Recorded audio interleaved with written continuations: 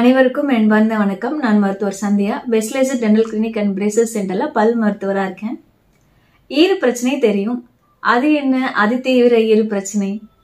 வழக்கமா ஒரு ஈறு பிரச்சனை ஆரம்பிக்குதுன்னா அது 20-25 வயசுல ஆரம்பிக்குது. இதனால அனைத்து பற்களையுமே எடுக்க வேண்டிய ஒரு நிலை 55-60 வயசுல தான் ஏற்படுது. ஆனா இந்த அதிதீவிர ஈறு பிரச்சனை அப்படிங்கறதுல 20-25 வயசுல ஈறு பிரச்சனை ஆரம்பிக்குது. ஆனா 30 வயசுக்குள்ளேயே எல்லா பற்களையும் இழக்க வேண்டிய ஒரு நிலை இதனால ஏற்படுது. வழக்கமா இருக்கிற ஈறு பிரச்சனையை விட இதோட தீவிரமும் வேகமும் அதிகமா இருக்கு அப்படிங்கறதுனாலதான் இத அதிதீவிர ஈறு பிரச்சனை, அதாவது அக்ரெசிவ் கம் டிசீஸ் அப்படின்னு சொல்றோம். வழக்கமா உள்ள ட்ரெயினுக்கும் ஒரு எக்ஸ்பிரஸ் ட்ரெயினுக்கும் உள்ள வித்தியாசம் தான் இது. எப்படி ஒரு 50-60 வயசுலயே எல்லா பற்களையுமே இழக்க வேண்டியது ஒரு சாதாரண ஒரு நிலையா இருக்கும், அதே மாதிரி இப்ப இருக்கிற இந்த சூழ்நிலையில 35-30 வயசுக்குள்ளேயே அனைத்து பற்களையும் எடுத்துட்டு வேற பற்கள் கட்ட வேண்டிய ஒரு சூழ்நிலை ரொம்பவே சாதாரணமா மாறிட்டு இருக்கு.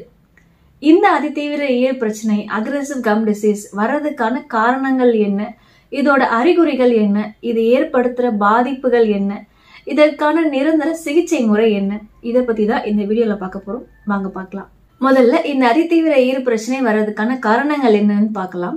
இதற்கு மொத்தம் 7 காரணங்கள் இருக்கு. முதல் காரணம் ஜெனெடிக்ஸ், மரபு ரீதியான பிரச்சனை. நம்மளோட குடும்பத்துல நம்மளோட தாத்தாக்கோ பாட்டிக்கோ நம்மளோட அம்மாக்கோ அப்பாக்கோ யாராவது ஒருத்தருக்கு ரொம்ப சின்ன வயசுலயே அவங்களுக்கும் ஈறுகள்ல நிறைய பிரச்சனை இருந்து சின்ன வயசுலயே நிறைய பற்கள் அவங்க இழந்திருக்காங்க அப்படின்னா நமக்கும் இதே மாதிரியான பிரச்சனை வர்றதுக்கு வாய்ப்பு இருக்கு. இரண்டாவது, இளம் வயது சர்க்கரை வியாதி. ரொம்ப சின்ன வயசுலயே சர்க்கரை வியாதி, சுகர் பிரச்சனை இருக்கு அப்படின்னாலும் சின்ன வயசுலயே நமக்கு அதிதீவிர ஈறு பிரச்சனையும் வர்றதுக்கு வாய்ப்பு இருக்கு. மூன்றாவது, இளம் வயதில் இருந்தே புகைப்பிடிக்கும் பழக்கம், பீடி சிகரெட் இந்த மாதிரி ரொம்ப சின்ன வயசுலயே புகைப்பிடிக்கிற பழக்கம் இருக்கு அப்படின்னா நம்மளோட உடல்ல நோய் எதிர்ப்பு சக்தி குறையுது. இதனால ஈறுகள்ல பிரச்சனையும் அளவுக்கு அதிகமா பரவுது. நான்காவது, இளம் வயது உடல் பருமன். அளவுக்கு அதிகமான உடல் எடை, உடலுக்கு தேவையான உழைப்பு கொடுக்காமல் இருத்தல், ஒரே இடத்துலயே ரொம்ப நேரமா உட்கார்ந்து இருக்கிறது, தவறான உணவு பழக்க வழக்கங்கள், இந்த மாதிரியான பிரச்சனைகள்னால ஹார்மோன்கள் சமநிலையில மாறுபாடுதல் ஏற்படுது. இதனால ஈறுகள் பிரச்சனை மட்டும் இல்ல, ஹார்மோன் சம்பந்தப்பட்ட மற்ற பிரச்சனைகளும் வர ஆரம்பிக்குது. ஐந்தாவது, கிரவுடிங். பற்களோட வரிசை நேரா இல்லாம கோணல் மானலா முன்னுக்கும் பின்னுக்கும் இருக்கு அப்படின்னா அதை நம்மளால சரியா பிரஷ் பண்ணி சுத்தமா வச்சிருக்க முடியாது. பற்களுக்கு நடுவில் சாப்பாடுகள் மாட்டி ஈறுகள்ல இன்ஃபெக்ஷன் ஆகி எலும்புகள் கரையுது. இதுல நம்மளும் சரியா பற்களை சுத்தப்படுத்துறதுல கவனம் கொடுக்கல, அதற்காக முக்கியத்துவம் கொடுக்கல அப்படின்னா ஈறுகள்ல பிரச்சனை இன்னுமே வேகமா பரவுது. ஆறாவது, தூக்கமின்மை. நம்மளோட உடலுக்கு தேவையான தூக்கம் கொடுக்காமல் இருத்தல். என்னதான் வேலையா இருந்தாலுமே 10-11 மணிக்கு நம்ம நிச்சயமா தூங்கிடணும். 1 மணி 2 மணி வரைக்கும் நம்ம போனை பார்த்துட்டு இருக்கிறது இல்ல. சில பேர் நான் நைட் ஷிஃப்ட் பாக்குறேன் டாக்டர் அப்படின்னு சொல்லுவாங்க. காரணங்கள் எதுவா இருந்தாலுமே இரவு நம்மளோட உடலுக்கு தேவையான அளவுக்கு தூக்கம் கொடுக்கணும். அப்படி இல்லைன்னாலும் உடல்ல நோய் எதிர்ப்பு சக்தி குறையுது. இதனாலையும் ஈறுகள்ல பிரச்சனை நமக்கு அதிகமா வருது. ஏழாவது, ஆஸ்டியோபோரோசிஸ். இந்த ஆஸ்டியோபோரோசிஸ் அப்படிங்கிற ஒரு சூழ்நிலையில நம்மளோட உடம்புல இருக்கிற எலும்புகள் ரொம்பவே மென்மையா பஞ்சு மாதிரி இருக்கு. நம்ம எலும்புகள் மரம் மாதிரி உறுதியா இருக்கணும். இந்த ஆஸ்டியோபோரோசிஸ் பிரச்சனையில நம்ம எலும்போட அடர்த்தி தன்மை குறைவா இருக்கு. இதனால எலும்புகள் மென்மையா இருக்கு. ஈறுகள் பிரச்சனைனால எலும்புகள் அளவுக்கு அதிகமா கரைய ஆரம்பிக்குது. அடுத்தது, இந்த அதிதீவிர ஈறு பிரச்சனை இருக்கிறதோட அறிகுறிகள் என்னென்ன அப்படின்னு பார்க்கலாம். இப்போ ஈறுகள்ல பிரச்சனை அப்படின்னாலே கட்டாயமா ஈறுகள்ல இருந்து ரத்தம் வரணும் அப்படின்னு அவசியம் கிடையாது. சில சூழ்நிலைகள்ல ஈறுகள்ல பிரச்சனை இருந்தாலுமே ஈறுகள்ல இருந்து ரத்தமே வர்றது கிடையாது. இந்த அதிதீவிர ஈறு பிரச்சனையிலும் பெரும்பாலான சமயங்கள்ல ஈறுகள்ல இருந்து ரத்தம் வர்றது கிடையாது. அதற்காக நமக்கு பிரச்சனை இல்லை அப்படின்னு கிடையாது. இதோட மற்ற அறிகுறிகள் என்ன அப்படின்னா, ஈறுகள் அடிக்கடி வீக்கம் அடைதல், ஈறுகள் சிவந்த நிறத்துல மாற ஆரம்பிக்கிறது, பற்களுக்கு நடுவுல உணவுப் பொருட்கள் மாற்றுறது, பற்களுக்கு நடுவுல இடைவெளிகள் உருவாக ஆரம்பிக்கிறது, ஈறுகள்ல இன்ஃபெக்ஷன் ஆகி எலும்புகளும் ஈறுகளும் கீழே இறங்க ஆரம்பிக்கிறது. இதனால எலும்புகள் கரையிறதுனால பற்கள் நகர்ந்து ஆட ஆரம்பிக்குது. ரொம்பவே இறுதி நிலையில பற்கள் அதுவே ஆடி விழவும் செஞ்சிருது.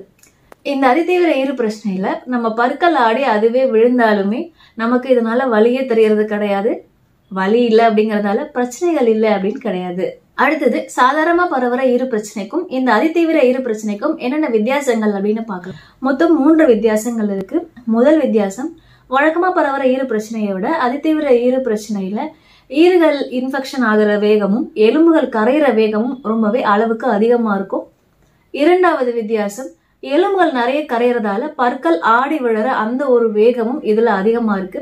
மூன்றாவது, வழக்கமா இருக்கிற ஈறு பிரச்சனை. நம்ம ஈறுகளுக்கு எதுவும் சிகிச்சை பண்றோம் அப்படின்னா அது சரியாகிறதுக்கு வாய்ப்பு இருக்கு. இந்த அதிதீவிர ஈறு பிரச்சனையில நம்ம என்னதான் சிகிச்சை பண்ணாலுமே அது ஒரு நிலையான தீர்வை கொடுக்கறது கிடையாது. திரும்ப திரும்ப இதனால பிரச்சனைகள் வந்துகிட்டே இருக்குது. அடுத்தது, இந்த அதிதீவிர ஈறு பிரச்சனை அக்ரெசிவ் கம் டிசீஸ்னால நமக்கு என்னென்ன பிரச்சனைகள் வரலாம் அப்படின்னு பார்க்கலாம். மொத்தம் 2 விதமான பிரச்சனைகள் இருக்கு. இந்த அதிதீவிர ஈறு பிரச்சனையில எலும்புகள் எல்லாமே அளவுக்கு அதிகமா கரையுது. அனைத்து பற்களையுமே எடுக்க வேண்டிய ஒரு சூழ்நிலை இதுல உருவாகுது.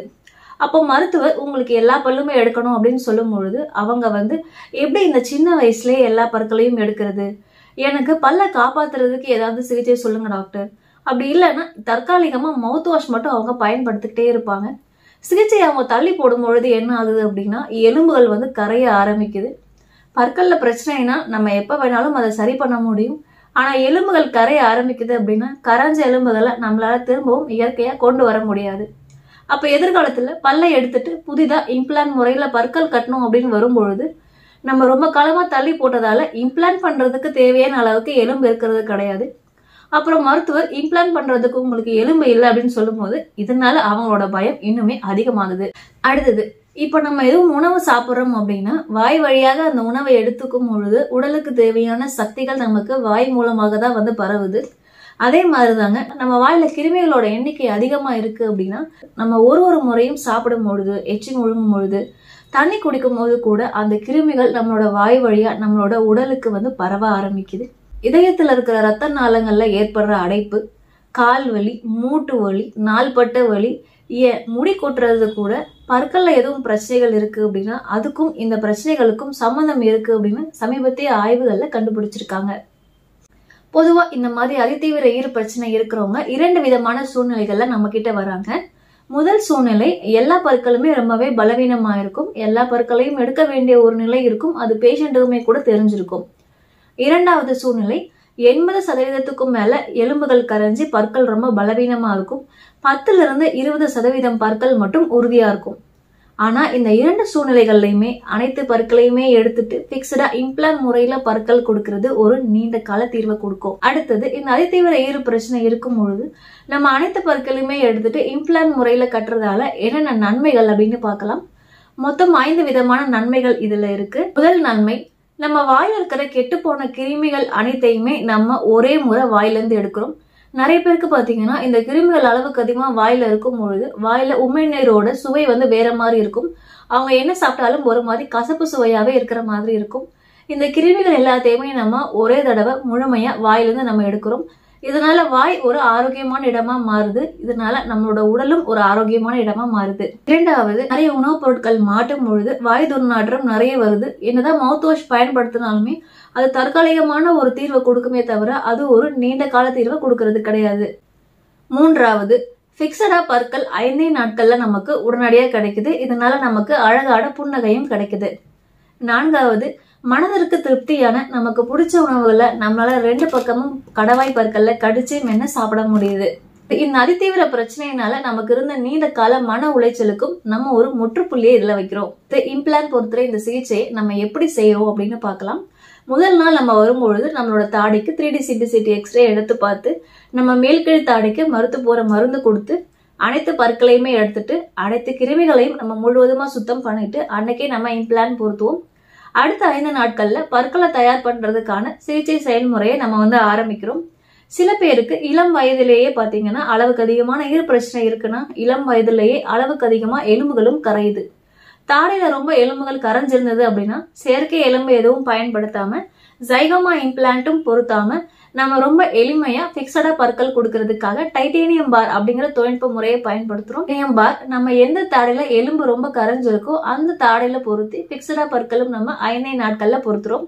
இதே மாதிரி ரொம்ப சின்ன வயசுலயே அனைத்து பற்களையும் எடுத்துட்டு இம்ப்ளான்ட் முறையில நம்ம சிகிச்சை அதிதீவிர ஈறு பிரச்சனை இருக்கிற நிறைய பேருக்கு பண்ணியிருக்கோம். அதுல ஒரு 2 பேருக்கு மட்டும் நம்ம இந்த சிகிச்சை செயல்முறையை எப்படி பண்ணோம், சிகிச்சைக்கு அப்புறமா அவங்களோட புன்னகை எப்படி மாறிச்சு, அவங்களுக்கு எவ்வளவு செலவாச்சு, அதை பத்தி தான் இப்ப பார்க்க போறோம். வாங்க பார்க்கலாம். இந்த நம்மளோட யூடியூப் நேயரோட வயது 30. மலேசியால இருந்து போன வருடம் பிப்ரவரி மாதம் நம்ம மருத்துவமனைக்கு அவங்க பற்கள் எல்லாமே அதிகமா எத்திக்கிட்டு வருது அப்படின்ற பிரச்சனைக்காக வந்திருந்தாங்க. டாக்டர், எனக்கு சின்ன வயசுல பல் எல்லாமே உள்ளதா இருந்தது, ஆனா இப்போ ஒரு 2-3 வருடங்களா தான் பற்கள் எல்லாம் அதிகமா நகர்ந்து வெளியில வர ஆரம்பிக்குது. இதனால என்னால சரியா உதடுகளை மூட முடியல அப்படின்னு சொல்லியிருந்தாங்க. இவங்களுக்கு நம்ம 3D CBCT எக்ஸ்ரே எடுத்து பார்த்திருந்தோம். எல்லா பற்களுமே பாதிக்கப்பட்டு இருந்தது. ஒரு பல்லுல கூட சொத்தை இல்ல, ஆனா ஒரு பல்ல சுத்தியும் எலும்பும் இல்ல. அதிதீவிர ஈறு பிரச்சனையினால இவங்களோட எல்லா பற்களும் பாதிக்கப்பட்டு இருந்தது. இந்த அதிதீவிர ஈறு பிரச்சனையில சில சமயங்கள்ல ஈறுகள்ல இருந்து ரத்தம் வரும், ஆனா சில சமயங்கள்ல ஈறுகள்ல இருந்து ரத்தம் வராது. இவங்களுக்கும் பாத்தீங்கன்னா வெளியில இருந்து பார்க்கும்போது பற்கள் எல்லாம் நல்லா இருக்கிற மாதிரி தான் இருந்தது. ஈறுகள்ல இருந்து ரத்தம் எதுவும் வரல. ஆனா எல்லா பற்களை சுத்தியும் எலும்புகள் அதிகமாவே கரைஞ்சிருந்தது. இவங்களுக்கு நம்ம முழுவதுமா எல்லா பற்களையுமே எடுத்துட்டு இம்ப்ளான்ஸ் பொருத்தி 5 நாட்களுக்குள்ளார பிக்சடா தற்காலிக பற்கள் பொறுத்துற சிகிச்சையை சொல்லியிருந்தோம். இந்த தற்காலிக பிக்சட் பற்களை 6 மாதம் வரைக்கும் பயன்படுத்தி கொள்ளலாம். 6 மாதம் கழித்து டியூரபிள் பிக்சட் பற்கள் மாத்திக்கணும் அப்படின்னு சொல்லியிருந்தோம். இவங்க வந்த அன்னைக்கே சிகிச்சையும் ஆரம்பிச்சுக்கிட்டாங்க. முதல் நாள் இவங்களுக்கு நம்ம முழுவதுமா மருந்து கொடுத்துட்டு எல்லா பற்களையும் எடுத்துட்டு இம்ப்ளான்ஸ் பொருத்திட்டோம். 2வது நாள் 3வது நாள் முகம் மற்றும் தாடை அளவு எடுத்தோம். 5வது நாள் இவங்களுக்கு நம்ம அந்த தற்காலிக பிக்சட் பற்களை பொருத்திட்டோம். 1 வருடத்திற்கு இவங்க இந்த தற்காலிக பிக்சட் பற்களை நல்லாவே பயன்படுத்தினாங்க. 1 வருடம் கழித்து ஒரு செக்அப் வந்திருந்தாங்க. அப்போ நம்ம எக்ஸ்ரே எடுத்து பார்த்திருந்தோம். இம்ப்ளான்ஸ் எல்லாமே நல்லா எலும்போட இணைஞ்சிருந்தது. அதனால டியூரபிள் பற்கள் மாத்திக்கலாம்னு சொல்லியிருந்தோம். இவங்களும் அந்த சிகிச்சையை ஆரம்பிச்சுக்கிட்டாங்க. இந்த டியூரபிள் பற்கள்ல இவங்க ஜிகேம் பற்களை தேர்ந்தெடுத்திருந்தாங்க. இந்த டியூரபிள் பற்கள் மாத்திர சிகிச்சையில செக்கப்போட சேர்த்து 8ல இருந்து 10 நாட்களுக்குள்ளார இவங்களுக்கு முடிஞ்சிருச்சு. அடுத்ததா இவங்களுக்கான சிகிச்சை செலவு என்னன்றதை பார்க்கலாம். இந்த முதல் கட்ட சிகிச்சையில இம்ப்ளான்ட் பேக்கேஜ்ல மொத்தம் 4 பிராண்ட் இருக்கு. இவங்க இட்டாலி பிராண்ட் தேர்ந்தெடுத்திருந்தாங்க. மொத்தமா இவங்களுக்கு 3 லட்சம் ரூபாய் ஆச்சு. இவங்களுக்கு தாடையில எலும்பு கரைஞ்சிருந்தாலும் இம்ப்ளான்ஸ் பொருத்துறதுக்கு போதுமான அளவு எலும்பு இருந்தது. அடுத்ததா 2ஆம் கட்ட சிகிச்சையில இவங்க ஜிகேம் பற்களை தேர்ந்தெடுத்திருந்தாங்க. இந்த ஜிகேம் பற்கள் ஒரு பல்லுக்கு 10,000 ஆகும். அப்போ 24 பற்களுக்கு இவங்களுக்கு 2,40,000 ரூபாய் ஆச்சு. இந்த இம்ப்ளான்ட் சிகிச்சைக்கு நம்ம மருத்துவமனையில வாழ்நாள் முழுவதும் பொறுப்பெடுத்துப்போம். அதற்கு மேல பொருத்தப்படுற இந்த நீண்ட கால பற்களுக்கு நாங்க 10 வருடங்களுக்கு பொறுப்பெடுத்துப்போம். இவங்களுக்கு முதல் நாள் பற்களை எடுத்ததுக்கு அப்புறமா அவங்களோட உதடுகள் தன்னாலேயே உள்ள போயிடுச்சு. இவங்களுக்கு 30 வயது ஆகுதுன்னா இப்போதான் அவங்க பாக்குறதுக்கு 30 வயது போல இருக்கிறாங்க. இம்ப்ளான்ட் சிகிச்சைக்கு அப்புறமா அவங்களோட புன்னகை ரொம்பவே அழகா மாறி இருந்தது. நம்ம கொடுத்த இந்த அழகிய புன்னகை அவங்களுக்கும் அவங்களோட குடும்பத்தினருக்கும் ரொம்பவே பிடிச்சிருந்தது. அடுத்ததா இந்த நம்மளோட யூடியூப் நேயரோட வயது 33. திருச்சி மாவட்டத்துல இருந்து ஒரு 5 மாதங்களுக்கு முன்னாடி நம்ம மருத்துவமனைக்கு வந்திருந்தாங்க. இவங்க சொன்ன பிரச்சனை என்னன்னா, டாக்டர், நான் 5 வருஷமா நைட் ஷிஃப்ட்ல வேலை பார்த்துட்டு இருக்கேன். இதனால என்னால சரியானபடி சாப்பிட முடியல, தூங்க முடியல. அதனால பற்களையும் என்னால சரியா பராமரிக்க முடியல. வேலையில அதிகமான ஸ்ட்ரெஸ், டென்ஷன் இருந்ததுனால பற்பிரச்சனைகளை சரி செய்து கொள்ளவும் நான் மருத்துவர்கிட்ட போகல. எனக்கு அடிக்கடி ஈறுகள்ல இருந்து ரத்தம் வரும், வாய் துர்நாற்றம் வரும், பற்கள்ல அதிகமா காரைகள் படியும். அதனால பற்கள் கொஞ்சம் கொஞ்சமா ஆட ஆரம்பிச்சிருச்சு. இப்போ முன்பல்லு ஒண்ணு தன்னால ஆடி கீழே விழுந்துருச்சு. முன்பல் விழுந்ததுனால வேற வழியே இல்லாம தான் சிகிச்சைக்காக நான் இங்க வந்திருக்கேன் அப்படின்னு சொல்லியிருந்தேன். இவங்களுக்கு நம்ம 3D CBCT எக்ஸ்ரே எடுத்து பார்த்ததுல எல்லா பற்களுமே பலவீனமா இருந்தது. கீழ்த்தாடையில எலும்பு நல்லா இருந்தது, ஆனா மேல் தாடையில எலும்பு அதிக அளவுல குறைஞ்சிருந்தது. இவங்களுக்கு நம்ம முழுவதுமா எல்லா பற்களையுமே எடுத்துட்டு இம்ப்ளான்ஸ் பொருத்தி 5 நாட்களுக்குள்ளார பிக்சடா பல்லு கட்டுற சிகிச்சை சொல்லி இருந்தோம். மேல் தாடையில எலும்பு மிகவும் குறைவா இருக்கிறதுனால செயற்கை எலும்புகள் பயன்படுத்தாம ஜைகோமா இம்ப்ளான்ட் இல்லாம டைட்டேனியம் பார் அப்படின்ற நவீன தொழில்நுட்ப முறை மூலமா இம்ப்ளான்ஸ் பொருத்தி பிக்சடா பல்லு கொடுக்கறதாவும் சொல்லியிருந்தோம். இவங்களும் சிகிச்சையை ஆரம்பிச்சுக்கிட்டாங்க. முதல்ல பொறுத்தர இந்த தற்காலிக பிக்சட் பற்களை 6 மாதம் வரைக்கும் பயன்படுத்தி கொள்ளலாம். 6 மாதம் கழித்து இந்த தற்காலிக பிக்சட் பற்களை டியூரபிள் பிக்சட் பற்களா மாத்திக்கணும்னு சொல்லியிருந்தோம். முதல் நாள் இவங்களுக்கு நம்ம மருந்து கொடுத்துட்டு எல்லா பற்களையும் எடுத்துட்டு மேல் தாடையில SMU இம்ப்ளான்ஸ் 6 இம்ப்ளான்ஸ் பொருத்தணும். 2வது நாள் இவங்களுக்கு நம்ம தாடை மற்றும் முக அளவு எடுத்தோம். 3வது நாள் இவங்களுக்கு நம்ம மேல் தாடையில டைட்டேனியம் பார் பொருத்திட்டோம். 4வது நாள் இவங்களுக்கு நம்ம அந்த செயற்கை பற்களையும் பொருத்திட்டோம். பற்கள் பொருத்தினதுக்கு அப்புறமா 1 வாரம் கழித்து ஒரு செக்அப் வந்திருந்தாங்க. டாக்டர், எனக்கு இப்போ ஈர்ல இருந்து ரத்தம் வர பிரச்சனை எதுவும் இல்லை, வாய் துர்நாற்றமும் இல்லை. அது மட்டும் இல்லாம இந்த புதிய பற்கள் எனக்கு ரொம்பவே பிடிச்சிருக்கு அப்படின்னு சொல்லியிருந்தாங்க. அடுத்ததா இவங்களுக்கான சிகிச்சை செலவு என்னன்றதை பார்க்கலாம். முதல் கட்ட சிகிச்சையில இம்ப்ளான்ட் பேக்கேஜ்ல மொத்தம் 4 பிராண்ட் இருக்கு. இவங்க சுவிட்சர்லாந்து பேக்கேஜ் தேர்ந்தெடுத்திருந்தாங்க. 3,50,000 ரூபாய் ஆச்சு. மேல் தாடைக்கு டைட்டேனியம் பார் பொருத்தினதுனால கூடுதலா 40,000 செலவாச்சு. மொத்தமா இவங்களுக்கு 3,90,000 ஆச்சுங்க. 6 மாதம் கழித்து இவங்க இந்த தற்காலிக பிக்சட் பற்களை டியூரபிள் பிக்சட் பற்களா மாத்திக்கணும். இந்த டியூரபிள் பிக்சட் பற்கள்ல 2 மெட்டீரியல் நம்ம மருத்துவமனையில பயன்படுத்துறோம். முதலாவதா ஜிகேம் பற்கள், கிராஃபின் பற்கள். இது ஒரு பல்லுக்கு 10,000 ஆகும். அப்போ 24 பற்களுக்கு 2,40,000 ஆகும். இரண்டாவதா HIPC பற்கள், ஒரு பல்லுக்கு 8,000 ஆகும். 24 பற்களுக்கு 1,92,000 ஆகும். அதனால நேயர்களே, பிரச்சனைகள் அல்ல, பிரச்சனையை தள்ளி போடுவதுதான் மிகப்பெரிய பிரச்சனை. தகுந்த நேரத்துல நம்ம ஒரு சிகிச்சையை பாக்குறோம் அப்படின்னா சிகிச்சை முறைகளும் சிகிச்சை செலவுகளும் நமக்கு குறைவாதான் இருக்கு. அதை நம்ம தள்ளி போடும் பொழுதுதான் சிகிச்சை முறைகளும் சிகிச்சை செலவுகளும் நமக்கு இன்னுமே அதிகமாகுது. ரொம்ப சின்ன வயசுலயே, இளம் வயதுலயே அனைத்து பற்களும் நம்ம பிக்சரா கட்டுறோம் அப்படின்னாலும் நீண்ட காலத்துக்கு அந்த பற்கள் நமக்கு வர்ற மாதிரியும் பாதுகாப்பாகவும் அழகாகவும் நம்ம கொடுக்குற மாதிரி நவீன தொழில்நுட்ப முறைகள் நிறைய இருக்கு. அந்த முறையை பயன்படுத்தி நம்ம நிச்சயமா உங்களோட பற்களை நம்ம சரி பண்ண முடியும்.